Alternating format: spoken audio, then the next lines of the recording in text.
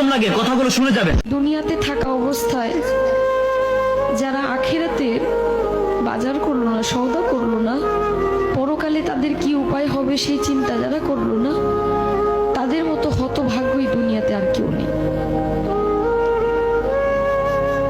আজরাইল কিন্তু ঘুষ নেয় না।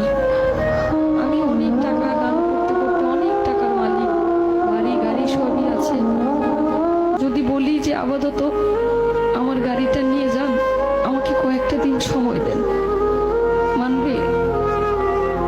কারো কথা মানবে? মৃত্যুর কথা যে মানুষ দিনে 5 বার স্মরণ করে, সে কোনো ভুল কাজ করতে পারে না।